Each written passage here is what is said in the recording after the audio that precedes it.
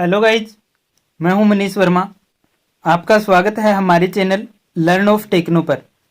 Dear friend, आज ये हमारा थ्योरी का सेशन है जिसमें हम ड्रिलिंग मशीन के बारे में पढ़ रहे हैं। इससे पहले ही हमारी एक क्लास हो चुकी है, आज ये सेकंड क्लास है। इससे पहले का वीडियो अगर आपने नहीं देखा है तो डिस्क्रिप्शन में लिंक मिल जाएगा, वहाँ से आप इससे पहले का वीडियो वो देख सकते हैं। ठीक है, आज हम पढ़ेंगे पोर्टेबल ड्रिलिंग मशीन के बारे में हमने पढ़ा था। आज हम पढ़ने वाले हैं स्टेशनरी ड्रिलिंग मशीन में, जिसका हमारा सेकंड टाइप है। Bench type sensitive drilling machine हमने पढ़ लिया था। आज हम पढ़ेंगे पिलर टाइप ड्रिलिंग मशीन। ठीक है, तो इसमें क्या है, यह भी सेंसिटिव ड्रिलिंग मशीन की तरह ही होती है। अंतर सिर्फ इतना है कि इसके पिलर की ऊंचाई वो अधिक होती है। यह फर्श के ऊपर फिट की जाती है और क्षमता है वो 25 मिलीमीटर तक होती है, यानी कि 25 मिलीमीटर तक के व्यास के होल कर सकते हैं इसके द्वारा। और ये बेंच पर फिट ना करके क्या सीधे फर्श पर फिट किया जाता है। इसका जो पिलर होता है उसकी ऊंचाई अधिक होती है, पिलर ज्यादा लंबा होता है।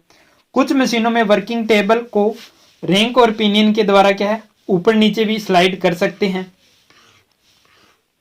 इसके निम्नलिखित पार्ट दिए हुए हैं, जो सभी प्रकार के टाइप्स इसमें दिए पार्ट दिए हुए हैं, सारे पार्ट जितने भी हैं। ये क्या पिलर टाइप हमारी ड्रिलिंग मशीन है, जिसमें क्या है नीचे वर्क बेंच पर फर्श पर फिट है। उसके बाद में कितना लंबा, काफी लंबा पिलर है इसका। उसके बाद में ऊपर ड्रिलिंग मशीन फिट है। ठीक है, इसे विभिन्न गतियों पर चलाया जा सकता है क्योंकि इसमें स्टेप कोन पुली लगी होती है। इसमें क्या स्टेप कोन पुली लगी होती है, जिससे क्या इसकी गति को कम या ज्यादा हम आसानी से कर सकते हैं।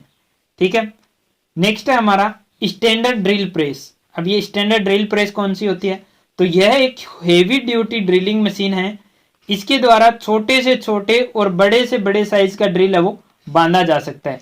छोटे से छोटा या बड़े से बड़े साइज का ड्रिल बांध करके हम इसके द्वारा है वो सुराख आसानी से कर सकते हैं।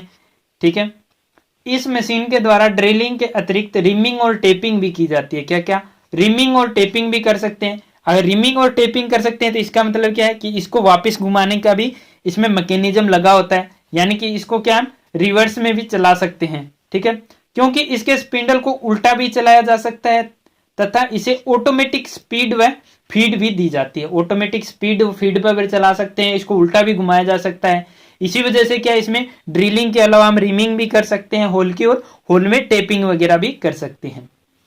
इस मशीन का कॉलम है वो वर्गाकार या गोलाकार होता है। इसका हेड है वो कॉलम के ऊपर फिट रहता है, जिसमें स्पिंडल, गियर और मोटर इत्यादि लगी होती है।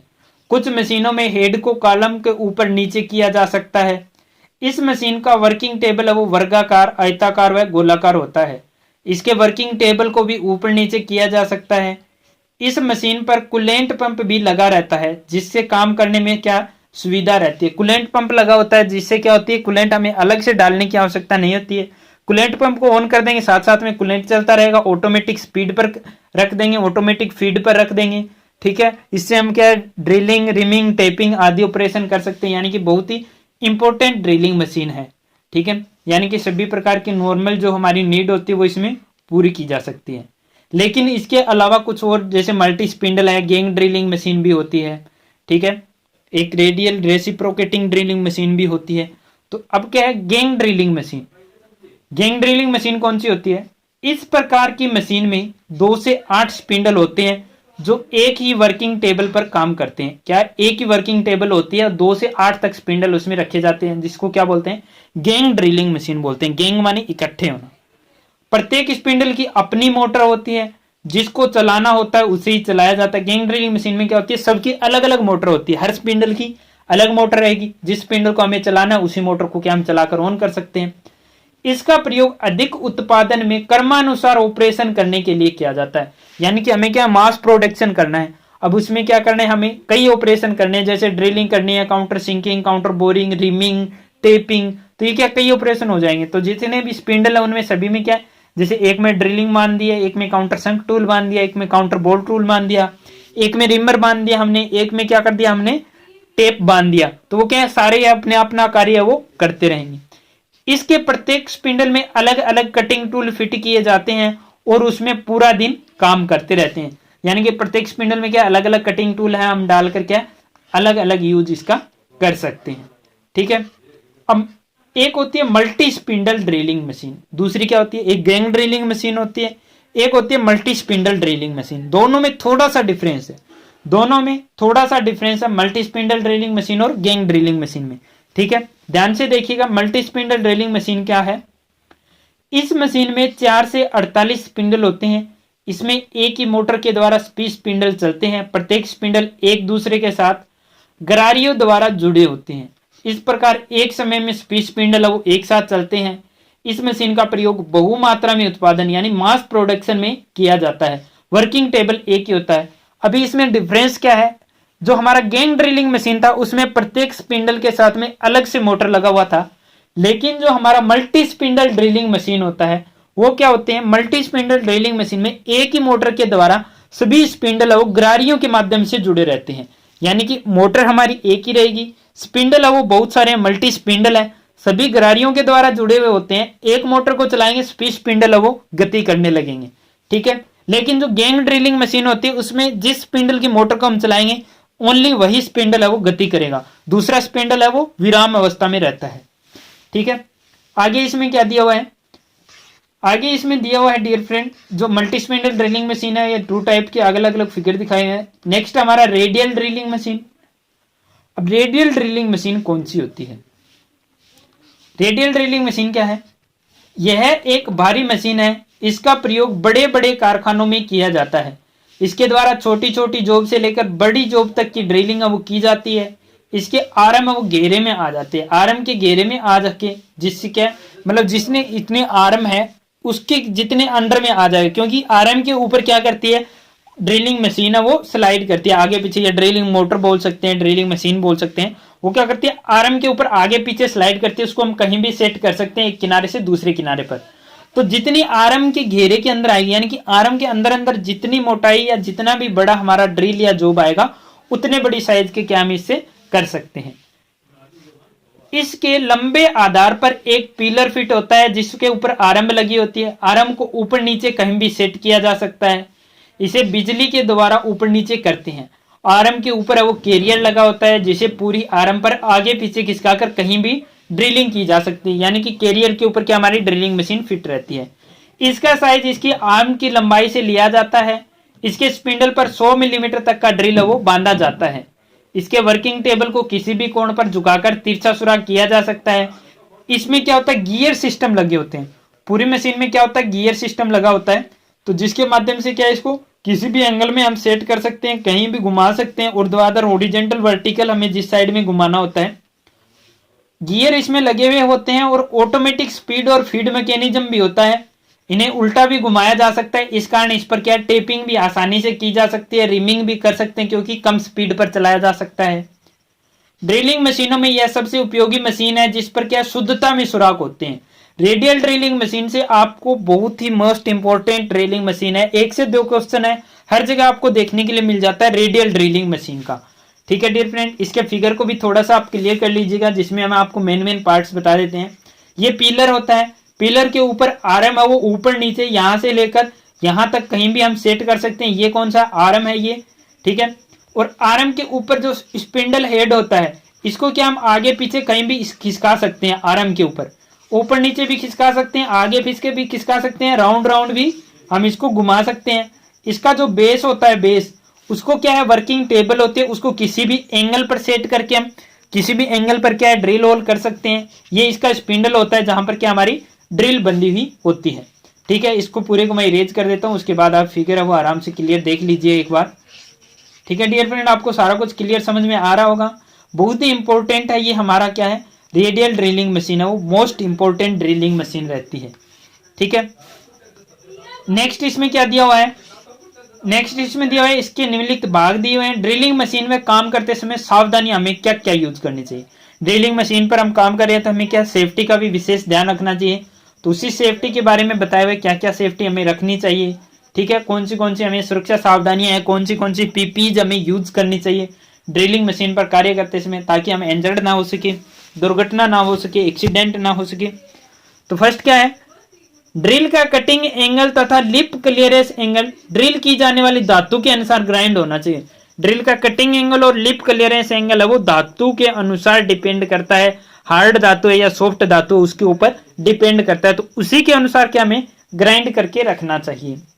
ड्रिलिंग के दोनों लिप्स की लंबाई है वो बराबर होनी चाहिए, असमान लिप्स की लंबाई होगी, किया गया सुराख होगा वो क्या होगा, साइज से बड़ा बन जाएगा। तो इसलिए क्या दोनों लिप्स की लंबाई है वो बराबर होनी चाहिए। जॉब मशीन के टेबल पर तथा ड्रिल मशीन के स्पिंडल में अच्छी तरह से बांध लेना चाहिए। जॉब को मशीन के टेबल पर तथा ड्रिल को मशीन के स्पिंडल में क्या अच्छी तरह से बांध लेना चाहिए, ताकि ड्रिलिंग करते समय कोई भी पार्ट या टूल हमारा खुल ना सके। मशीन की गति है वो ड्रिल के साइज के अनुसार रखनी चाहिए।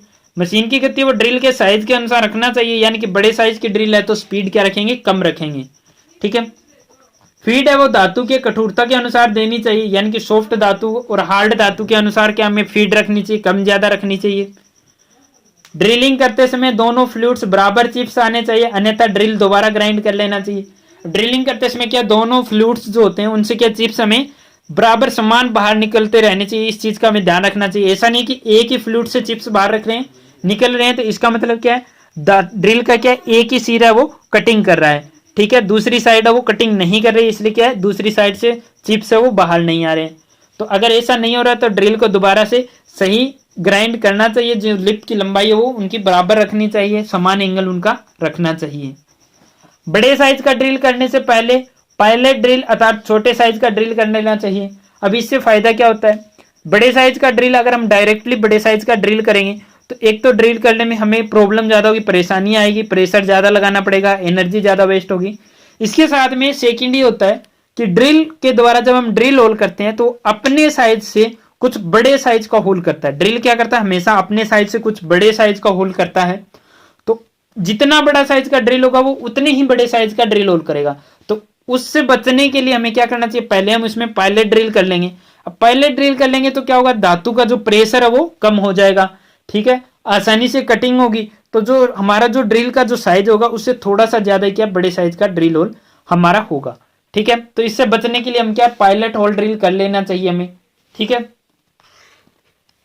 नेक्स्ट इसमें क्या दिया हुआ है, नेक्स्ट है ड्रिलिंग करते समय धातु के अनुसार उचित मात्रा में कूलेंट देना चाहिए। धातु के अनुसार उचित मात्रा में कूलेंट देना चाहिए। जैसे कि कास्ट आयरन की हम मशीनिंग कर रहे हैं तो कोई कूलेंट यूज नहीं करते हैं, हमारे क्या है सूखी एयर से काम चल जाता है। एल्यूमिनियम के लिए मिट्टी का तेल यूज करते हैं। साधारण धातुओं के लिए हम सोल्यूबल ऑयल यूज करते हैं, यानी कि धातु के अनुसार ही क्या हमें कूलेंट का यूज करना चाहिए। ज्यादा गहराई में ड्रिलिंग करते समय ड्रिल को बार बार बाहर निकाल लेना चाहिए ताकि बुरादा वो बाहर निकाल सके, यानी कि डीप होल ड्रिल करना में ज्यादा गहराई में ड्रिल करते हैं उसको क्या बोलते हैं, डीप होल ड्रिलिंग बोलते हैं। तो डीप होल ड्रिलिंग कर रहे हैं तो उसमें क्या बीच में 2 से 3 बार क्या ड्रिल को बाहर निकाल लेना चाहिए। ड्रिल को जैसे बाहर निकालेंगे तो क्या होगा, जो चिप्स वगैरह है अंदर हो सकता है कि गहराई तक हमारा सुराख जा रहा है तो चिप्स उसमें फंस कर क्या है ड्रिल को तोड़ सकते हैं, ड्रिल भी फंस सकता है। तो उससे बचने के लिए क्या चिप्स आसानी से बाहर भी आ जाए, होल की सफाई हो जाती है। तो इसके लिए क्या ड्रिल को 2 से 3 बार क्या करना चाहिए, हमें होल से बाहर निकाल लेना चाहिए डीप होल ड्रिलिंग करते समय, ठीक है। नेक्स्ट क्या दिया हुआ है, पतली चादरों में सुराख करते समय लकड़ी की पैकिंग नीचे रखकर ड्रिलिंग करनी चाहिए, क्योंकि पतली चादरों में अगर हम सुराख कर रहे हैं तो हो सकता है प्रेशर की वजह से चादर मुड़ सकती है, या फिर प्रेशर लगने से क्या ड्रिल अचानक से चादर के अंदर घुस जाएगा। तो क्या होगा, वो बिना सुराख किए क्या करेगा, धातु को क्रश करके अंदर चला जाएगा। तो इससे बचने के लिए क्या उसके नीचे लकड़ी की पैकिंग दे देनी चाहिए, ताकि ऊपर से जब हम प्रेशर लगाएं ड्रिल के लिए, प्रेशर लगाएंगे तो क्या होगा, चादर मुड़ नहीं पाएगी, क्योंकि उसके नीचे क्या लकड़ी का स्पोर्ट मिल जाता है, ठीक है। उसके बाद में जैसे ही हमारा धातु में सुराख होगा, उसके बाद में जैसे ही हमारा ड्रिल लकड़ी में जाएगा, हमें पता चल जाएगा कि हमारी धातु में क्या पूरी गहराई तक सुराख हो गया है, ठीक है। उसके बाद क्या हम ड्रिलिंग ऑपरेशन को रोक सकते हैं। नेक्स्ट है, जब धातु में ड्रिलिंग होने को आ जाए तो फीड को कम कर देना चाहिए। धातु में ड्रिलिंग होने को आ जाए तो फीड को कम क्यों कर देना चाहिए, क्योंकि अगर हम फीड ज्यादा रखेंगे तो हो सकता है जो एंड का किनारा है वो अचानक झटके से टूटे और वो बिना ही कटिंग किए क्या टूट कर गिर जाए। तो क्या होगा, हमारा होल है वो फिनिशिंग होल की खराब हो जाएगी, ड्रिल भी हमारा उसमें फंस कर टूट सकता है, हम इंजर्ड हो सकते हैं, वहां से हमें क्या चोट लग सकती है। तो इसके लिए क्या है कि जब एंड का किनारा आए तो वहां पर क्या हमें प्रेशर को कम कर देना चाहिए। नेक्स्ट आगे दिया हुआ है, कभी भी चिप्स है वो हाथ से सीधे साफ नहीं करने चाहिए, इसके लिए क्या वायर ब्रश का प्रयोग करना चाहिए। चिप्स जो होते हैं ड्रिलिंग करने के दौरान जो चिप्स निकलते हैं वो क्या होते हैं, बहुत ही शार्प होते हैं। तो वो क्या है, हाथ से हमें सीधे हाथ से साफ नहीं करना चाहिए। हाथ से अगर हम डायरेक्टली साफ कर रहे हैं तो हमारा हाथ वो इंजर्ड हो सकता है, हाथ में वो चुभ सकता है। ड्रिल चक या टेपर सेंक ड्रिल को मशीन स्पिंडल से निकालते समय हमेशा ड्रिल ड्रिफ्ट का प्रयोग करना चाहिए। ड्रिल ड्रिफ्ट होता है जो क्या है स्लीव सॉकेट या फिर हमें क्या है टेपर सेंक ड्रिल को बाहर निकालने के लिए क्या यूज में किया जाता है। ठीक है, आर्बर से बाहर निकालने के लिए, ड्रिल चक को आर्बर से निकालने के लिए क्या करते हैं हम, आर्बर जो फिट रहता है उसको बाहर निकालने के लिए क्या करते हैं, ड्रिल ड्रिफ्ट का यूज करते हैं। ड्रिल ड्रिफ्ट एक इस प्रकार का टूल होता है जो आगे से थोड़ा सा टेपर होता है, उसके बाद इस टाइप में बना हुआ होता है। ठीक है, तो उसको क्या है स्लोट बना हुआ होता है एक, उसके अंदर क्या डालकर इसको चोट लगाएंगे तो हमारा ड्रिल क्या है नीचे गिर जाएगा आराम से। ठीक है, और जब ड्रिल निकाल रहे होते हैं तो नीचे क्या लकड़ी की पैकिंग दी हुई होनी चाहिए जिससे क्या ड्रिल की धार है वो खराब ना हो सके। ठीक है, कहीं पर जंप करके क्या हमारे पैर पर ना गिर जाए, इसके लिए क्या नीचे लकड़ी की पैकिंग दी हुई होनी चाहिए। ठीक है, नेक्स्ट हमारा ड्रिलिंग करने के बाद मशीन व वाइस को अच्छी तरह साफ कर देना चाहिए। क्या करना चाहिए, ड्रिलिंग करने के बाद मशीन व वाइस को क्या हमें क्लियरली साफ कर देना चाहिए। क्यों, क्योंकि नेक्स्ट टाइम जब यूज करें तो हमें क्या उसमें किसी प्रकार की परेशानी ना हो। अगर उसमें धूल मिट्टी के कण रहेंगे तो उस पर क्या जंग लगने की भी संभावना बढ़ जाती है। तो इससे बचने के लिए क्या हमें मशीन और वाइस को अच्छी तरह से साफ करके रखना चाहिए यूज लेने के बाद, ताकि हम नेक्स्ट टाइम अगर उसका यूज करें तो हमें क्या सारी चीजें वो सही से उसकी मिल जाए। ठीक है डियर फ्रेंड, आज की वीडियो में बस इतना ही। वीडियो अगर आपको अच्छा लगता है तो ज़्यादा से ज़्यादा आप इसे शेयर कर दीजिएगा। याद रखिए हर शाम 6 बजे आपको मिलेगा एक क्वेश्चन हमारे चैनल पर जिसमें आप पार्टिसिपेट कर सकते हैं। उस क्वेश्चन का आंसर आपको नेक्स्ट डे वाले क्वेश्चन के साथ मिल जाता है। इसके अलावा हर शाम 8 बजे आपको मिलता है एक नया वीडियो ITI से रिलेटेड रहता है जिसमें थ्योरी और ड्राइंग की क्लासेस चल रही है। मैथ की क्लासेस जल्दी शुरू होने वाली है। एक ही प्लेटफॉर्म पर आपको सारा कुछ देखने के लिए मिल जाता है। ITI का फुल कोर्स मिलेगा, साथ में जॉब रिक्वायरमेंट की वीडियो भी आपको मिल जाती है। तो चैनल को अभी तक आपने सब्सक्राइब नहीं किया है, सब्सक्राइब कर लीजिएगा। Wish you all the best.